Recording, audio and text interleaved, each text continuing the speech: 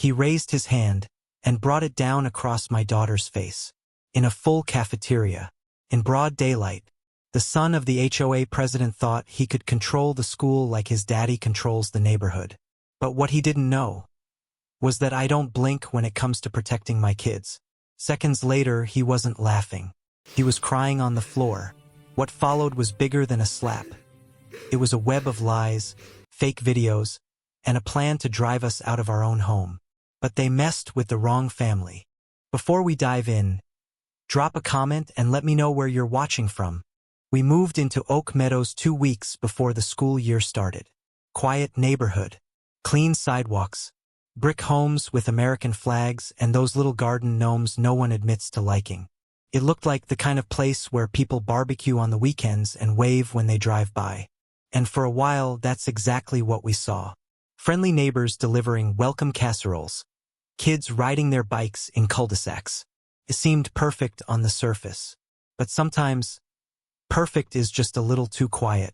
The first sign was the HOA welcome packet left on our porch. I was expecting balloons or a knock on the door. Maybe a welcome to the neighborhood note. What we got was a 28-page binder filled with rules, diagrams, and threat-level color codes for trash can visibility. Lawn height, exactly 2.5 inches. Mailbox font, Times New Roman serif only. Violations, instantly fined. Something about it felt sterile, like we were entering a system, not a street. Dana, my wife, read every page like it was a legal contract. Me? I just wanted to fire up the grill and settle in. Tiffany, our daughter, 16, sarcastic, sharper than most adults I know. She skimmed the papers and muttered, "Are we in a neighborhood or a prison with landscaping?" I laughed. At the time, I thought she was just being dramatic. But that was the moment I felt it too, deep in my gut. This place didn't want neighbors. It wanted control. And we just moved into its bullseye. Tiffany's first day at Oak Meadows High started like any other. Sharp outfit, headphones in, just enough eyeliner to make a statement, but not enough to get side-eyed by the principal. She gave me a smirk as she stepped out of the car and shut the door. Confident, focused. That's my girl. What neither of us realized was that she was walking straight into a war zone she didn't start, but one she would definitely finish. Now let me say this. Tiffany doesn't chase trouble. But she doesn't run from it either. She comes wired with something I never quite taught her, a radar for arrogance. One whiff and she zeroes in like a heat-seeking missile.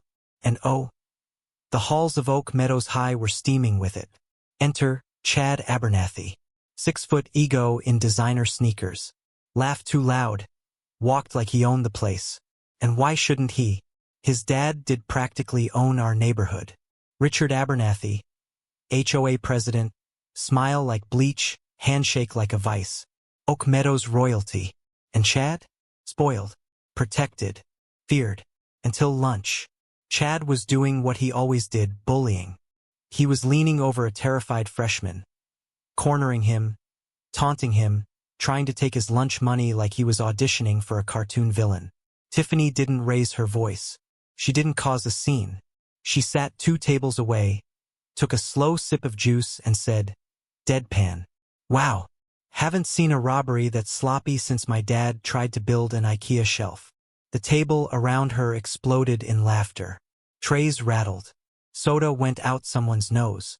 Phones immediately came out.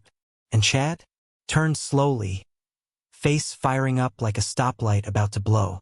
He stomped over, his 2 little cronies in tow. "You think you're funny?" he growled.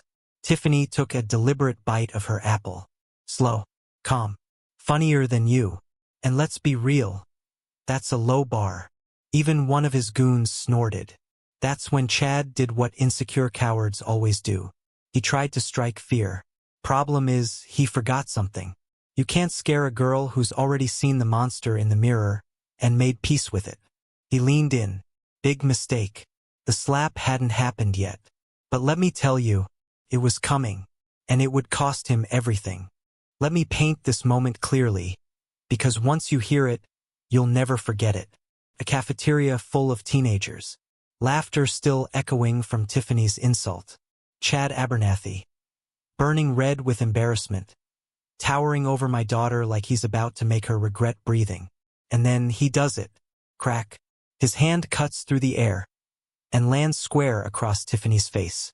The sound slices through the room like a gunshot. Silence. You could hear a fork hit the floor. Phones. Go. Half the cafeteria gasps. The other half starts recording. But Tiffany doesn't flinch. Her head turns with the hit. Not dramatic. Not slow motion. Just shockingly calm. She puts her apple down, turns to face Chad. And you can feel it. The shift. The change in temperature. Like winter just walked in with her heart in its coat pocket. She looks him dead in the eyes. Nice swing, she says. Voice steady. Ice cold. Cameras caught your best angle. Chad hesitates. The swagger drains from his shoulders. His smile falters. For the first time, he realizes he may have just screwed up. And then, he hits the floor. Not from a punch. Not from a tackle. From Grant. My son. Quiet. Shorter than Chad by inches. But sharper. Quicker. Wrestling team since 6th grade. He didn't throw a haymaker. He executed a perfect double-leg takedown, guided Chad clean to the ground, and pinned him in seconds. Chad started to cry. Loud. Ugly. Shaking. Because nothing makes a bully crumble like being exposed in public, with all his power ripped away. By the time the security guard rushed over, the whole lunchroom had seen it. One slap, one takedown, and one family that wouldn't be messed with. But this was just the opening move. The real war hadn't even started yet. The slap was shocking. The takedown was satisfying. But what came next? That was infuriating. An hour after the incident, I got the call. Vice Principal's voice sounded calm. Too calm. Mr. Bowman, we need you to come down to the school. There's been an altercation involving your daughter. Altercation? I asked, already grabbing my keys. She was attacked. They didn't answer. When I arrived, Dana was already there. Sitting beside Tiffany in the front office like a lawyer who doesn't lose. Tiffany looked bored. Dana looked like Patience on the edge of something dangerous. Then the administrator walked in holding 2 pink slips. One for Chad. And one for Tiffany. I stared. You're suspending her? The vice principal sighed like this was exhausting for him. We're treating this as a peer-to-peer conflict. We don't believe in assigning blame. Both parties are being given appropriate consequences. You mean my daughter who was slapped in broad daylight on video? And the bully who did the slapping get the same punishment? He didn't blink. 3 days for Chad. 1 day for Tiffany. For verbal provocation. I felt my hands clench. But Dana placed hers gently on mine. Not here. Not now. She reached into her purse, took out her notebook, and clicked her pen. I'd like that in writing, she said sharply. Every detail. He hesitated. Her voice dropped. We'll handle this our way, Mr. Miller. Thanks for the documentation. We took our daughter home, but we left them a warning. The story isn't over, but your cover-up just began. I thought the slap was the worst part. I thought the school's indifference was rock bottom. But that's the thing about coward-run systems. They dig deeper. Because the very same night we brought Tiffany home, icing her cheek with frozen lasagna, the real attack began. And this time they came for all of us. Candle, it started with a knock that never came. Late evening. Porch light on. No one outside. Just an envelope. Cream-colored. Thick paper. Monogrammed seal that practically oozed smugness. Inside was a photo. Our house. Zoomed in on the mailbox. Circled in red marker. Not vandalism. Not warning. A fine. Violation. Mailbox font does not meet serif standards. Amount. $200. That's right. Apparently our number 4s weren't fancy enough. We laughed at first. Thought maybe it was a glitch. Then the next day another fine. Improper trash bin alignment. Then another. And another. Every day a new violation. Tiffany joked. Should I blink on the wrong side of the kitchen? Or is that against HOA code too? But Dana? She knew. She looked at me across the dinner table and said, This is retaliation, HOA style, bureaucratic and venomous. Woman technologist. Then came the post. And the lie that broke everything. That night, Dana called me downstairs. "Jim," she said, stone-faced, "you need to see what Karen posted." On the HOA community page, run by the Abernathys like a digital throne, was a front-page post. Oversaturated, edited video shot from a porch camera. It showed Tiffany walking up to our porch. Underneath the clip, graffiti on our walkway, and under that, Karen Abernathy's caption, "This kind of behavior is unacceptable. Boys will be boys, but girls must be held accountable. Extremely disturbing actions from this new family. Hoping they understand community values soon." They doctored the video, spliced real footage of Tiffany coming home with vandalism she didn't do, and edited out Chad entirely. They set her up. Firecracker and the neighborhood believed it. Comment after comment from people who waved at us last week. Throw them out. Disgusting behavior. Always knew something was off. These weren't just neighbors. These were wolves in 401k cardigans. And our 16-year-old daughter? She's now the face of a crime she didn't commit. Dana didn't scream. She didn't cry. She just opened that little black notebook of hers and began page 1 of the war logs. "They want petty. Oh honey," she said. "They just declared a war on a planner with color-coded receipts. Bullies punch loud. Liars shout louder. But my wife," she whispers with proof. While the HOA was flooding us with more fake rules than a reality TV show contract, Dana was in the kitchen, calm, quiet, and building a war chest of receipts. This wasn't revenge. This was evidence. That night, as Facebook blasted with rage against Tiffany, Dana sat at the dining room table, laptop open, fingers flying. She wasn't crying. She was organizing. "I'm downloading every comment, Jim. I'm saving likes and reactions, too. Anything they delete, I've got copies." She spoke like a scientist preparing for trial. I blinked. "You're screenshotting emojis now?" "No," she said sharply. "I'm screenshotting cowards pretending to care." She wasn't just documenting peaceful protest. She was collecting weapons. Then she said something I'll never forget. "They think lies move faster than truth.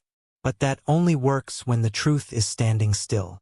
She pulled our doorbell footage into software, locked in timestamps, and pinned down the exact moment Chad sprayed our walkway. Clear video, clear face, clear crime. Meanwhile, Tiffany grabbed her iPad and started screen recording every second of Karen Abernathy's edited clip, comparing shadows, lighting, timestamps. "You can literally see me blinking in the sunlight," she said. "And the graffiti? Still wet." The longer we looked, the worse it got. Every HOA violation we received, backdated, delivered off schedule, often triggered suspiciously after a post from Karen or one of her rats. Dana printed it all. First a folder, then a binder, then a box. By Saturday, she had a command center labeled by offense, ordinance, and liar. The Abernathys had weaponized the rules. But Dana was sharpening every one of their lies into daggers. The fines were stacking up. The edited video had already gone viral in the HOA group.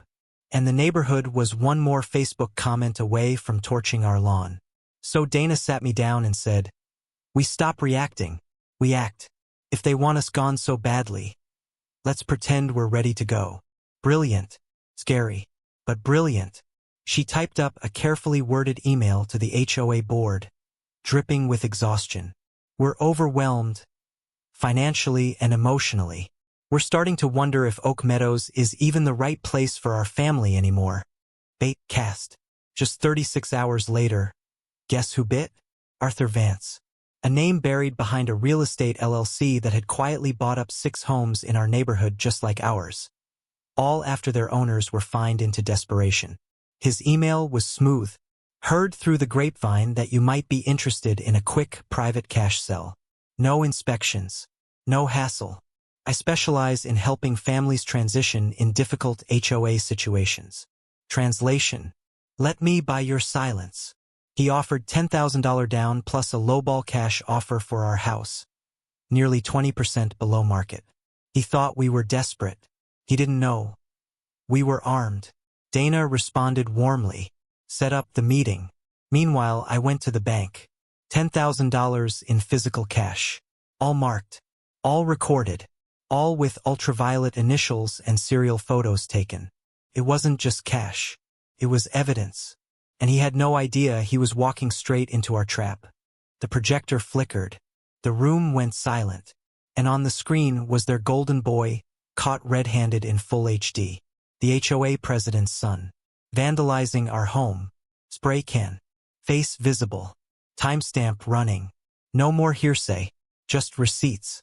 And all Karen Abernathy could do was clutch her pearls and watch her empire crack in slow motion. The Oak Meadows community meeting was always a joke. Held every year at the local clubhouse, it was less about votes and more about Richard Abernathy flexing his control in khakis and a collared shirt. He stood at the front, flanked by Karen and their smug inner circle. Chad sat in the front row, arms crossed, feeling invincible again, until my wife stood up. Dana didn't raise her voice, didn't ask permission. She simply looked at Richard and said, "You said this meeting is about community. Great. Let's talk about what's really happening to ours." Then she nodded toward me. I stood up, plugged in the projector, and clicked play. Clip 1. Chad Abernathy, full face in frame, spray painting our walkway like a cartoon criminal. Caught on our doorbell camera. Clear as a confession. Gasps rippled. Phones emerged. Whispers triggered like dominoes. Clip 2. Karen's Facebook post. Her voice, layered over our edited video. Accusing Tiffany. Calling her disturbing. Blaming a child for what her son did. People in the room started turning, looking straight at Karen. Red. Frozen. Panicking. Then Mr. Henderson stood up. "That's funny. They fined me $300 after their landscaping guy broke my sprinkler. I caught it on my ring too." Then Maria. "My car was towed for a sticker they'd peeled off themselves. I've got the dash cam." The room erupted, not in negotiation, but in fury. Then came clip 3. The money shot. Arthur Vance. In our dining room, smiling like a villain in a crime doc. Saying the words slowly, clearly. "Richard pressures them. I buy them out. It works. Clean, legal, profitable." His voice hit the back wall of the room. Tiffany hit stop on the video, and silence followed. Karen whispered, "Richard, do something." But Richard didn't move. He looked like a man already halfway buried. From the back of the room, someone clapped. Then another. And just like that, the kingdom of HOA lies burned to the ground in front of everyone they thought they owned. You ever watch a man lose everything with a single sentence? Because that's exactly what happened. Right before the detective said, "Turn around and place your hands behind your back." Outside the clubhouse, Arthur Vance thought he had one more play. He cornered me, smirking. "Name your price. You walk in there, say it was all a mistake. And this," he flashed a stack of cash from the same briefcase as before, "becomes yours, and 50 more just like it." He tried to bribe me with our own marked bills, UV tagged, photographed, serial numbers logged. Dana's voice came soft behind him. "Arthur Vance, meet probable cause." Right on cue, direct hit. 2 uniformed officers stepped from between parked cars. "Keep your hands visible, sir." Vance stuttered. Richard and Karen? Still inside, watching the live stream from Tiffany's phone. Faces frozen. Then an officer turned to me and said, "We've got enough for fraud, coercion, obstruction, and bribery. Probably more by morning." Karen bolted for the exit. Too late. She got cuffed on the steps, in house shoes and shaken pride. Chad tried to run. Tripped over a sprinkler head Mr. Henderson had just fixed. Flat on his face. Started crying, again. This time, no one helped him up. The funny thing about fire, it doesn't just burn things down. Sometimes it clears the land so something better can grow. When the smoke settled, the HOA was ashes. Vance? Bankrupt. Richard? Finished. Karen's only power left was muting comments, But she didn't even own that privilege anymore. But us? We got to work. No more silent meetings or emergency fines. We rewrote every bylaw from scratch. Term limits, transparency, evidence required before violations. Any fine? Voted by the full community. No more power games. No more paper weapons. Mr. Henderson, president now. Maria, treasurer. And Tiffany, now leads the neighborhood youth council. Grant, still wrestling with muscles and with meaning. And Dana finally traded color-coded evidence tabs for color-coded vacation plans. As for me, still the guy who fixes things. But now I fix them on my terms. We kept the house. They lost their empire. And our welcome mat still says, "Oh no, not you again." Because if injustice ever shows up at our door again, we won't knock. We'll kick it down. Thumbs up, drop a like if you felt that twist. Don't forget to subscribe for more true stories.